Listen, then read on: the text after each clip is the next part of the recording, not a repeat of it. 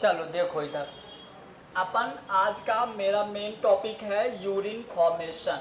Urine formation में क्या होगा, देखिए यूरिन क्या होता है, तो यूरिन होता है यूरिया एंड वाटर, दोनों जब मिलता है तो क्या बनता है, यूरिन।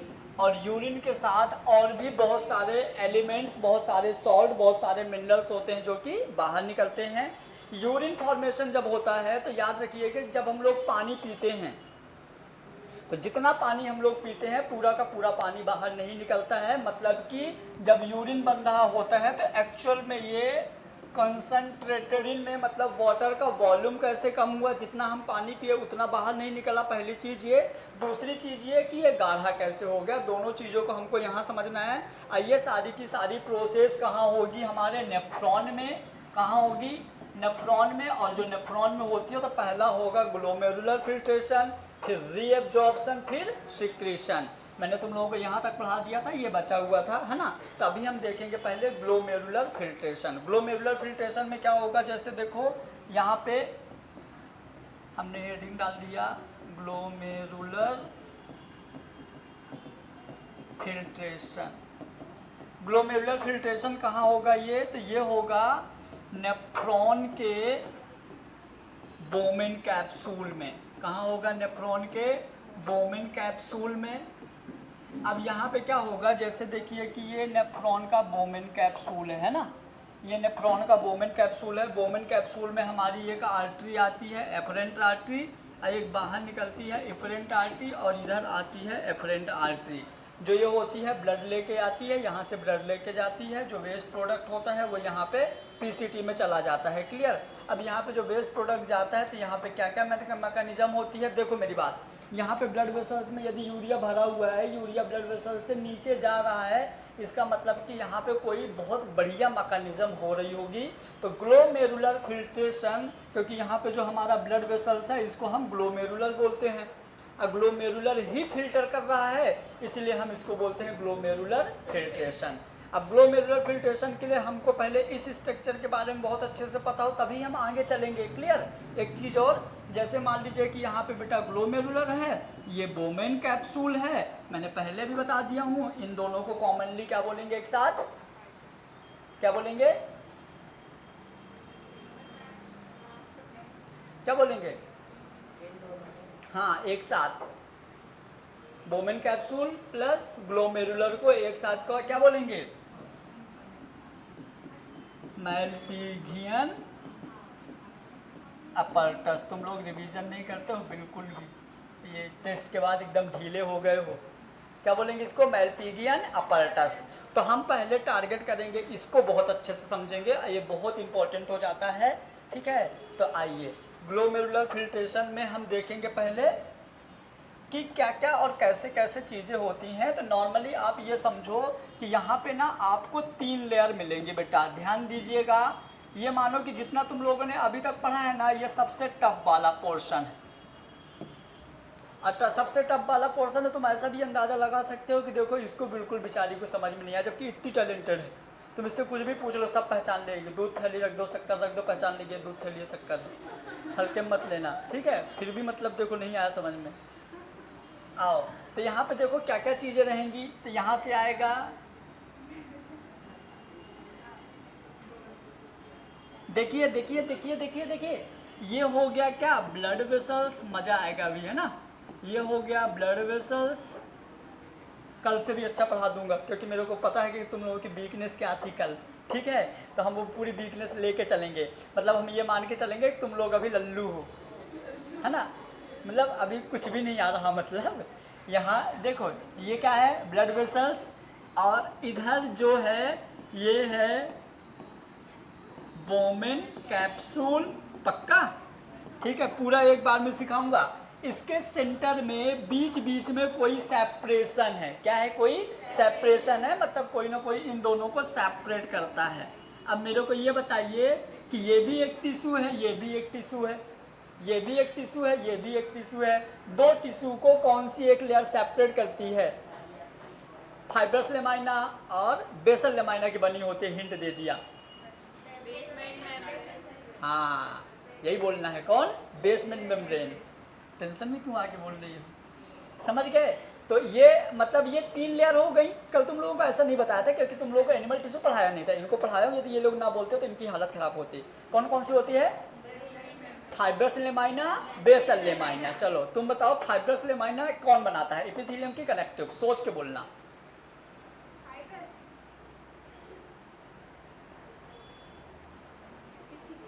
हाँ, क्योंकि बेसल, बेस नीचे वाली।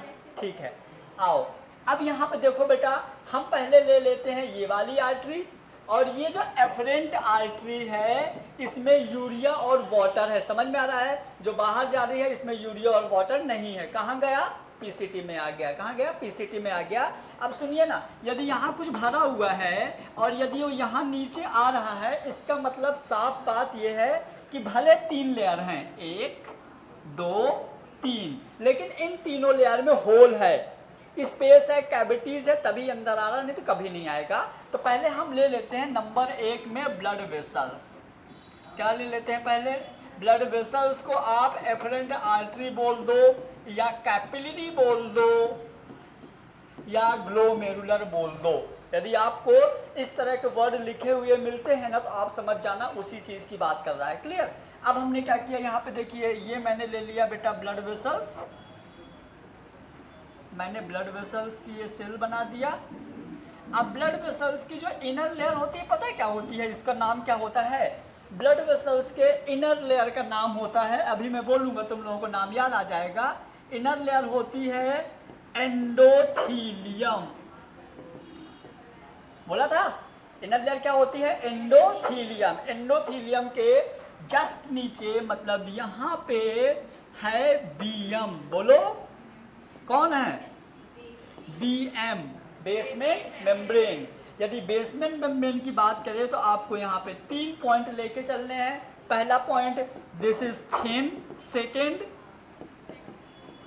ट्रांसपेरेंट। थर्ड, परमेबल, है ना?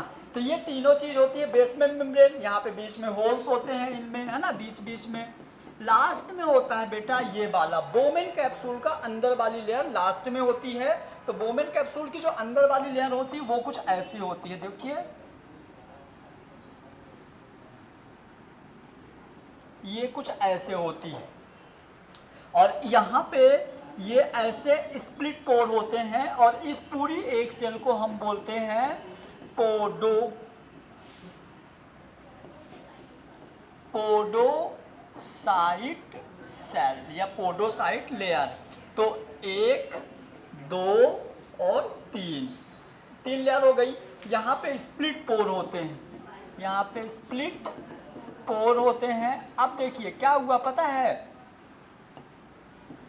अब यहाँ पे क्या हुआ देखिए, तुम सबको समझदार हो, इतना तो तुम सबको बिना बताए समझ में आ रहा है कि यहाँ पे ब्लड वेसल्स, ये वाली लेयर मतलब बाहर की है, ऐसे ये मान लो ऐसे, ये ब्लड वेसल्स बाहर वाली है, यहाँ पे पूरा ब्लड भरा हुआ है, भरा हुआ है। अब यहाँ पे एक प्रेशर लगता है जिसका नाम होता है हाइड्रोस्टैटिक प्रेशर। कितना होता है वो? हाँ, यहाँ पे एक प्रेशर लगता है हाइड्रोस्टैटिक प्रेशर, जो कि होता है 25 mm ऑफ Hg। अब यहाँ पे जब इतना प्रेशर लगेगा तो ये प्रेशर की वजह से ये पोर्स से जो छोटे पार्ट होंगे वो इनसे निकल जाएंगे, जो बड़े पार्ट होंगे नहीं निकलेंगे। मतलब इस पोर का जो साइज होता है वो आरबीसी के साइज से छोटा होता है, तभी तो आरबीसी यहाँ से नहीं निकलती। तो यहाँ से क्या होगा देखिए, यहाँ से बेटा यूरिया वाटर,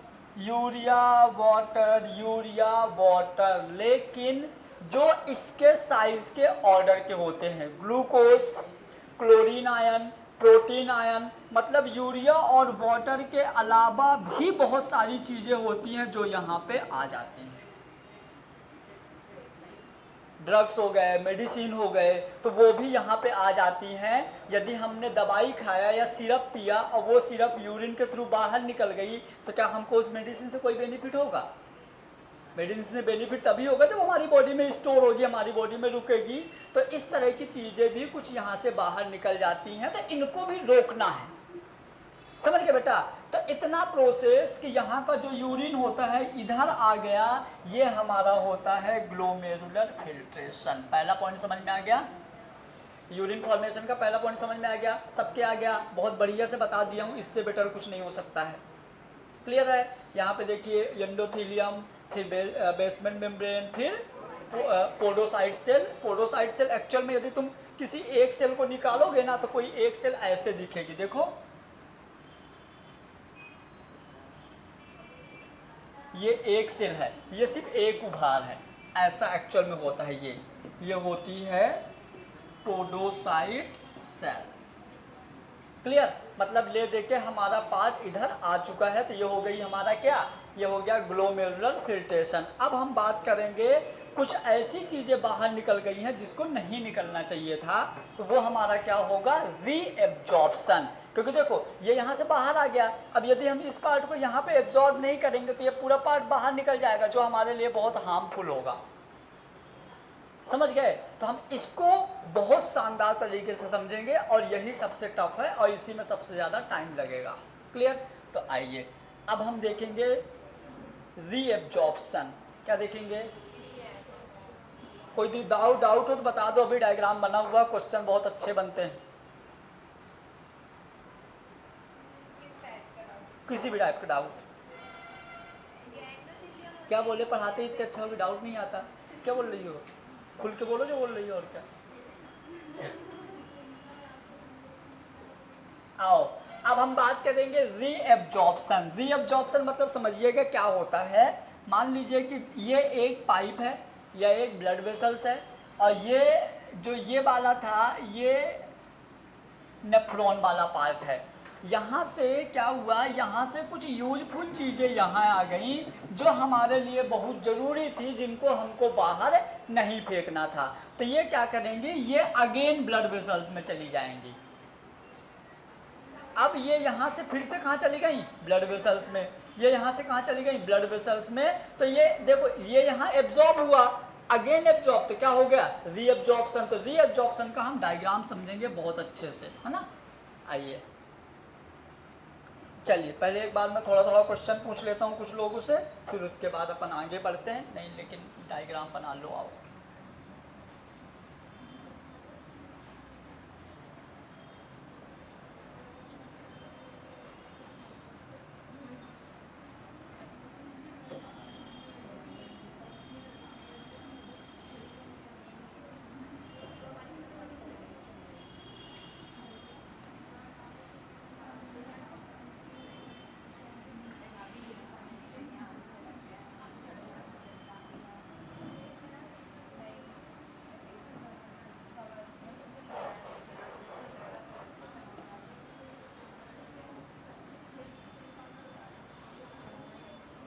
देखिए ये अपना कंप्लीट नेफ्रॉन है, एक ही देखते जाना, सुनते जाना, करते जाना। कंप्लीट नेफ्रॉन है। नेफ्रॉन के इधर साइड वाला जो पार्ट है, ये वाला पार्ट है कॉर्टेक्स, और ये वाला पार्ट है मेडुला।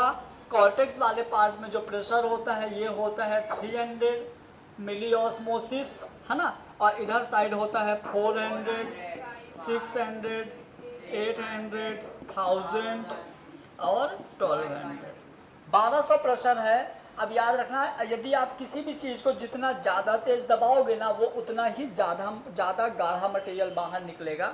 जैसे मान लो अपन चाय जो है किसी कपड़े से अपन चाय छान रहे हैं, तो उसके अंदर चाय पत्ती आएगी ना, आप उसको हल्का प्रेशर लगाओगे तो हल्की हल्की चाय निकलेगी, कम कम। यदि आप उसी को बहुत ज़्यादा दबा दोगे ना तो एकदम गाढ़ी चाय निकलेगी, मतलब उसमें कुछ नहीं बचेगा। कभी कभी तो ऐसा होता है कि उसको इतना दबा देते हैं ना कि चाय पत्ती सूखी जाती है, छोटे छोटे पार्ट्स आने लगे। कभी ऐसा किए हो कि जैसे मान लो अपन आधा कप चाय है जब छान रहे हैं, तो उसको अपन क्या करते हैं, पहले अपन चम्मच से दबाते हैं, तो चम्मच से दबाए तो इत्तू सी चाय नीचे गिर गई। लेकिन अभी देख के लगता है कि अभी इसमें चाय है, तो फिर अपन पता है क्या करते हैं, जो पतला वाला कप होता है ना, फिर कप से ही दबा देते हैं ऐसे उल्टा। तो जब दबा देते हैं कभी कभी अपन कप से दबा दिए, एकदम पूरा जो बचा ना सब पूरा आ जाता है। ऐसे अरे यार 2 कप चाय बनाए हैं, अब एक लोग और घर आ गए तो करना पड़ता है ना कुछ कुछ। कभी कभी ऐसा भी होता है कि बुरा पानी डाल के ले पानी डाल। होटल वाले करते हैं, हैं? होटल वाले करते हैं ऐसा ज़्यादा। मेरे पापा बहुत बार करते हैं, मैं उनको ही देख देख के। वो पता है क्या है, वो कांच की ना एक गिलास रखे हैं, तो पीते कप में चाय है हमेशा, और कांच की गिलास से यही करते हैं। जब वो उनका वो मतलब चाय वो मेरे पापा ही है समझ लो, तो चाय के मामले में पापा ही है वो।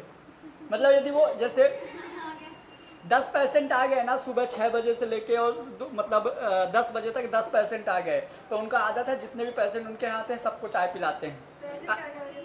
और इसलिए नहीं पिलाते कि वो इतने अच्छे हैं, वो इसलिए पिलाते हैं कि उनको मिलेगी तो आओ अब बात करते हैं यहाँ पे। देखिए अब यहाँ पे ना बेटा पता क्या हुआ, सुनो तो मेरी बात, नहीं सुन रहे? मैं जिस तरह से पढ़ा रहा हूँ मैं उम्मीद करूँगा बिना देखे आप लोगों को भी इसी तरह सारी चीज़ें याद रहें। अभी मैं बोलूँ ना कि यहाँ पे आके और ईसीजी समझाओ, कार्डियक साइकिल समझाओ, कोई भी बच्चा आके समझा सकता है ना, ऐसे इसको भी करना है, इसीलिए मैं दोबारा से करवा रहा हूँ। तो देखिए ये हो गया रीनल आर्टरी, क्या हो गई? रीनल आर्टरी ब्लड लेके कहाँ गई? Bowman capsule. कहाँ गई? बोमेन। जब बोमेन कैप्सूल में जाती है तो बोमेन कैप्सूल में कैसे फिल्ट्रेशन होगा मैं बता दिया हूँ, अब मैं बार बार नहीं बोलूँगा। फिल्ट्रेशन कैसे होगा मैं बता दिया हूँ। यहाँ पे यही मान लो एक और यहाँ पे ऐसे ब्लड वेसल्स है, ये ब्लड वेसल्स है। तो रीनल कैप्सूल से क्या होता है बेटा, यहाँ से पता है इसके अंदर आ गया ग्लूकोज, यूरिया और H+ आयन, ठीक है, वाटर, Cl- आयन, ये सारे के सारे कहाँ आ गए? ब्लड वेसल्स में आ गए, यहाँ पे आ गए सारे के सारे। अब यहाँ पे कुछ चीज़ें ऐसी थी, ड्रग भी आ गया, मेडिसिन भी आ गई। अब कुछ चीज़ें ऐसी थी कि जो हमको मतलब यहाँ पे जाना था, जैसे मान लो कि यहाँ से मतलब हमने रीअब्जॉर्ब किया तो ये जो मटेरियल था ये सब का सब कहाँ आ गया? ब्लड वेसल्स में। लेकिन उस टाइम पे भी कुछ चीज़ें ऐसी यहाँ पे आ गई जो हमारे काम की नहीं थी, जैसे यूरिया खराब है ना, इसको बाहर निकालना है, तो हमने इसको फिर से यहाँ पे कर लिया, फिर से ये यहाँ चला गया यूरिया वगैरह, तो ये वाला चीज़ यहाँ आ गया। और इस जगह पे आप मानो कि यहाँ पे वाटर बहुत ज़्यादा है। मतलब आप मैं वही एग्जांपल लेके चलता हूँ कि मान लो यहाँ पे पानी जो छन के आया ना वो 1000 ml था। कितना था? कितना था? 1000 ml मतलब 1 लीटर। अपन जब वॉशरूम जाते हैं तो ऐसा थोड़ी कि 1 लीटर ले 15 मिनट तक खड़े हैं, ऐसा नहीं होता। यहाँ से क्या होता है, यहाँ से मान लो 200 ml, कितना? 200 ml। तो देखो यहाँ से क्या हुआ, यहाँ से आया 1000 ml, यहाँ गया कितना? 200 ml। समझना मेरी बात ध्यान से, 1000 ml 200 ml, तो मतलब 800 ml कहाँ गया बीच का? 800 ml, क्योंकि देखो यूरिन फॉर्मेशन के टाइम पे उसका वॉल्यूम भी कम करता है और गाढ़ा भी करता है, दोनों चीजें करती हैं और दोनों को समझना है। और ये सिर्फ आपको लेक्चर में ही समझ में आ सकता है, आप थ्योरी पढ़ के नहीं समझ सकते, ये गारंटी है। हेलो आया? आओ, यहाँ कितना था? 1000 ml, बाहर कितना निकला? 200 ml। 800 ml कहाँ गया? अपने को ये पता करने है ना। आओ, जैसे हम नीचे जाएंगे, समझना, जैसे हम नीचे जाएंगे यहाँ पे एक और वॉसा रेक्टा वाला पार्ट होता है, ऐसे यहाँ पे वॉसा रेक्टा वाला पार्ट होता है। एक्चुअल में क्या होता है देखो, समझ ही लो।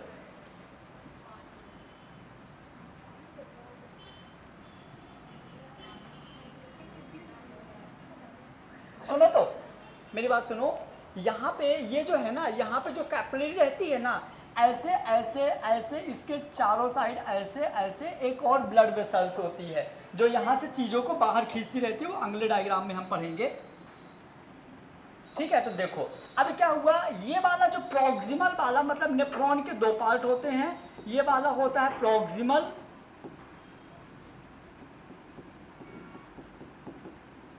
ये होता है प्रॉक्सिमल पार्ट ऑफ पीसीटी, और ये वाला पार्ट होता है डिस्टल पार्ट ऑफ पीसीटी। मतलब पीसीटी के 2 पार्ट होते हैं।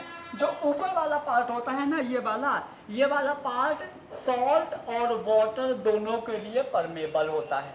मतलब सॉल्ट यहाँ से बाहर निकल भी गया, वाटर अंदर आ भी गया। मतलब कि ये वाला जो पार्ट होता है ना, सॉल्ट और वाटर को दोनों अंदर बाहर आने जाने दे सकता है अकॉर्डिंग टू इसके रिक्वायरमेंट। क्लियर? उसके बाद जैसे ये नीचे आएगा तो प्रेशर बढ़ गया, इधर साइड वाला जो पानी था, इधर साइड वाला जो यूरिया था, यूरिन था, ये था हाइपोटोनिक। क्या था? हाइपोटोनिक। हाइपोटोनिक मतलब कि वाटर बहुत ज़्यादा, यूरिया वगैरह मतलब यूरिया वगैरह मतलब जो उसके अंदर सॉल्यूट पार्टिकल वो बहुत कम है, पानी बहुत ज़्यादा है इधर पे, इसलिए हम उसको बोल दिए हाइपोटोनिक। जैसे जैसे नीचे आएगा, अब ये नीचे आ रहा है, नीचे आ रहा है मतलब प्रेशर बढ़ रहा है, प्रेशर बढ़ रहा है तो वाटर क्या होगा? गाढ़ा होता जाएगा, मतलब हाइपरटोनिक होता जाएगा। आप बोल सकते हो कि यहाँ पे आइसोटोनिक है और नीचे आया तो हाइपरटोनिक होगा।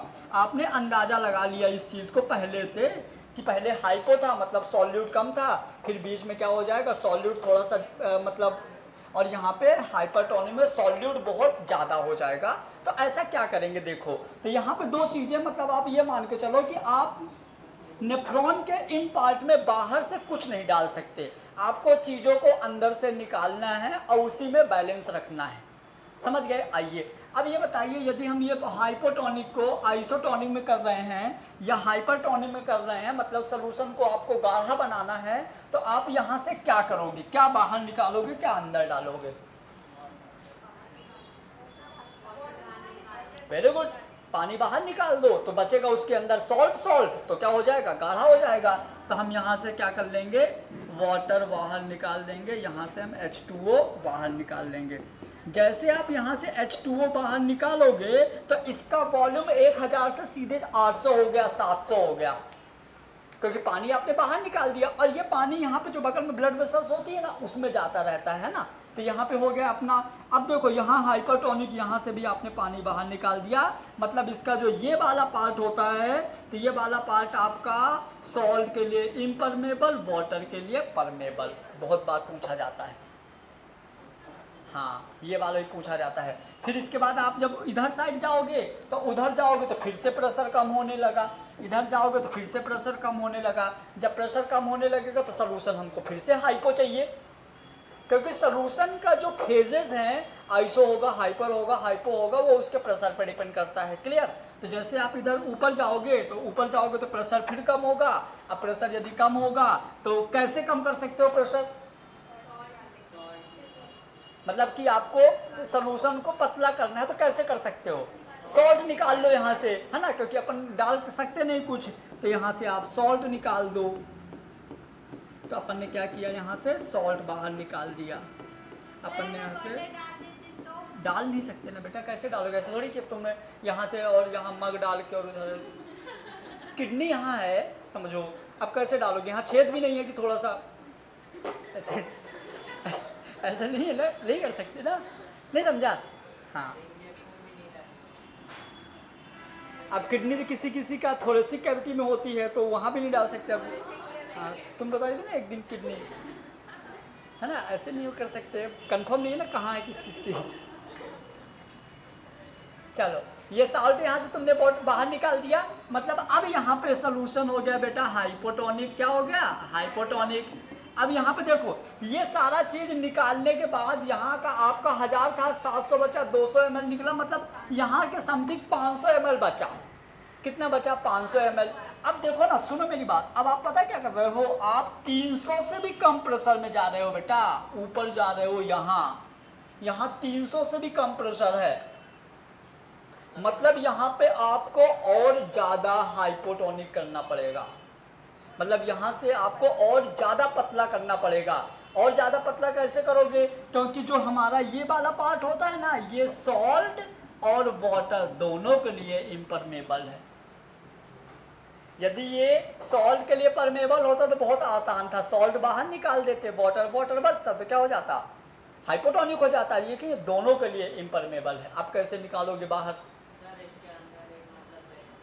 अब इसमें होता है, क्या होती है, एक ग्लैंड होती है ऊपर, यहाँ पे एक ग्लैंड होती है किडनी के, आप सबको पता है, एड्रेनालिन ग्लैंड।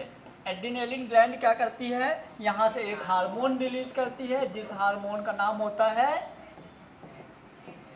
Adrenaline hormone. सही है, वो टोपा ना? हाँ, टोपा।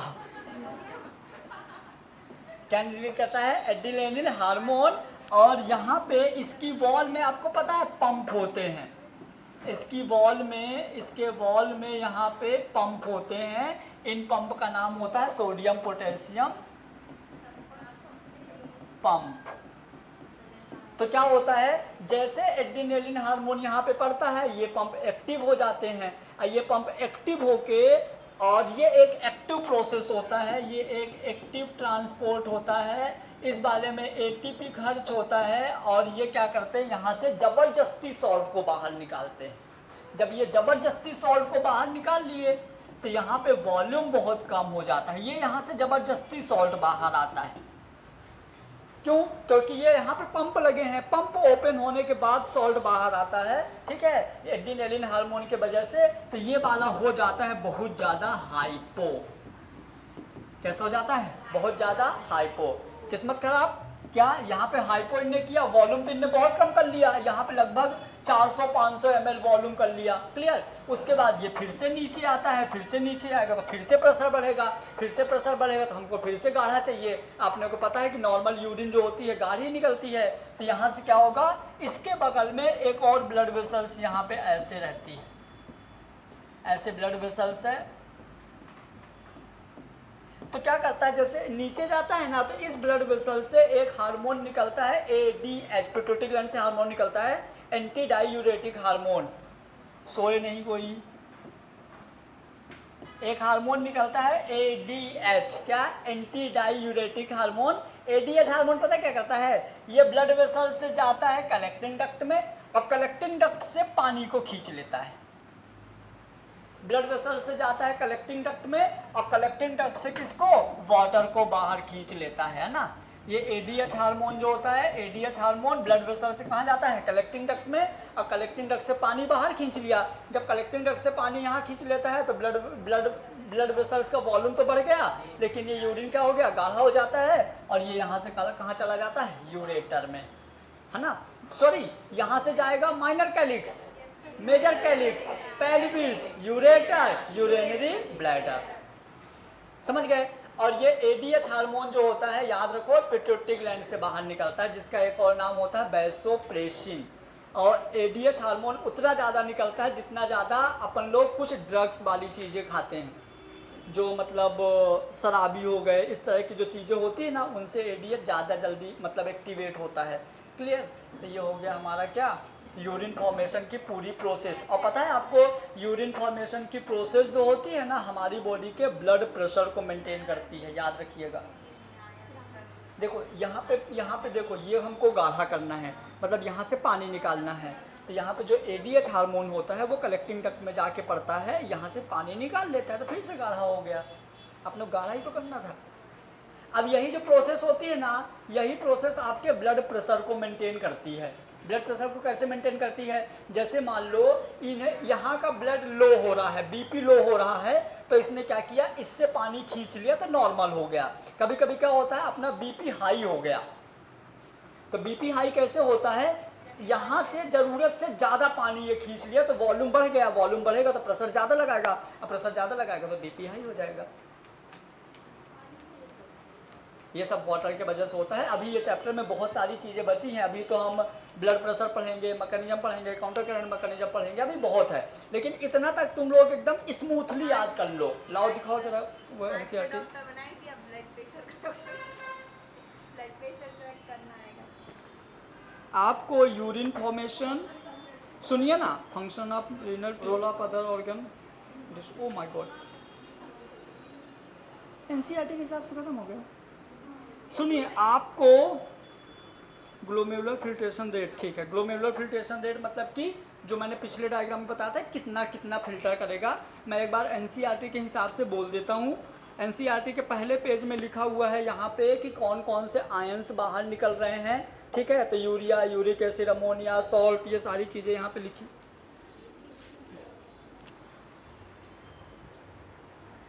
इसके जैसे लग रही है ना।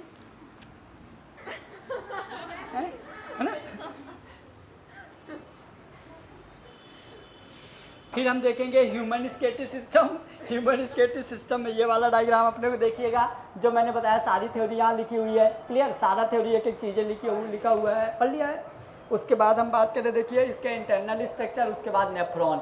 जो नेफ्रॉन होता है, देखिए नेफ्रॉन में इस तरह का ब्लड वेसल्स, आप देखो ना यहाँ पे जो ये है ना, ये पीसीटी को चारों ओर से यहाँ ऐसे ब्लड वेसल्स कवर करती है, देखो ना, जिसको हम पीसीटी नेटवर्क बोलते हैं। ऐसे ये भी बता दिया। ये होता है ग्लोमेरुलर फिल्ट्रेशन, कैसे हमारा फिल्टर होके और पीसीटी में आता है।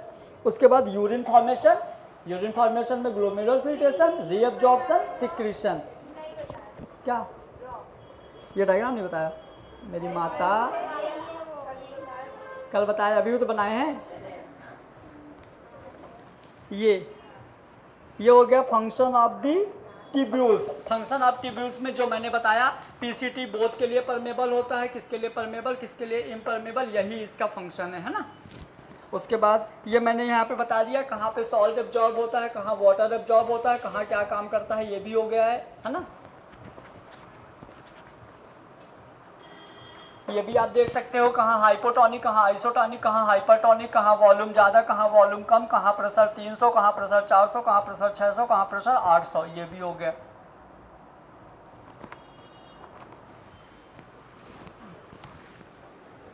Regulation of kidney function, kidney का फंक्शन क्या क्या है, कैसे रेगुलेट करते हैं, नहीं पढ़ना तो छोड़ सकते हो, हम बता देंगे, वैसे पढ़ लोगे तो समझ में पूरा आ जाएगा, ऐसा नहीं है, क्योंकि मैंने एक्चुअल में इसकी हेडिंग नहीं डलवाया सब, बाकी आपको सारा किडनी का काम पता है, क्या काम करता है, चाहो तो पढ़ सकते हो। अब फिर आ गया, ये मैच्योरेशन भी नहीं बताया, role of other organ of excretion disorder. मतलब आप सुनो, 9 ये वाला पैराग्राफ 297 और 298, 299, ये 3 पेज के अलावा पूरा हो गया है। एक में है कि मैच्योरेशन, दूसरे में है रोल ऑफ अदर ऑर्गन, आपको पता है लंग्स वगैरह क्या काम करता है, फिर डिसऑर्डर्स। 3 चीज़ें बताएं, कल ख़त्म हो जाएगा, कल ख़त्म हो जाएगा। एक और लेक्चर हम लेंगे जिसमें हम अदर चीज़ें पढ़ाएंगे, इसकी और भी चीज़ें। परसों, मतलब कि आज कौन सा ट्यूसडे, वेडनेसडे, थर्सडे ख़त्म हो जाएगा, हम फिर उठा लेंगे प्लांट फिजियोलॉजी, है ना। इसको आप लोग इसको सुनो। एक चीज़ और बताता हूँ, एनसीईआरटी में जो लैंग्वेज लिखी है, भरोसा मानो आप जब तक 4-5 बार नहीं पढ़ोगे ना तो ये समझ में नहीं आएगा। एनसीईआरटी के शब्द समझ में नहीं आएंगे, आपको मैकेनिज्म पूरी पता है, लेकिन आपको जो क्वेश्चन से बनते हैं डायरेक्ट एनसीईआरटी के लाइन से बनते हैं, तो पहले मिनिमम 4 बार आप लोग खुद पढ़ो, 5वीं बार आप मेरे से पूछो, ठीक है, तो ये आ जाएगा। 2 लेक्चर में और हो जाएगा। अभी टाइम बचो तो अभी बैठ के पढ़ सकते हो।